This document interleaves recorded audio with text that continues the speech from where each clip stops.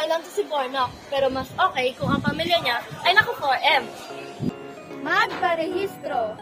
Magparehistro sa pinakamalapit na PhilHealth office.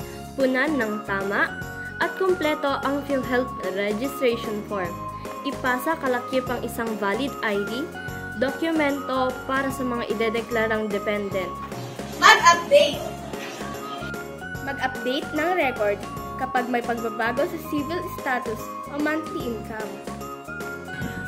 Magbayad ng kontribusyon Para sa patuloy na pagpapalawak ng PhilHealth benefits. mag-claim Mag-claim ng benepisyo kapag nagkasakit. Magsiguro. para sa kalusugan ng pamilya. Mag-4M tayo!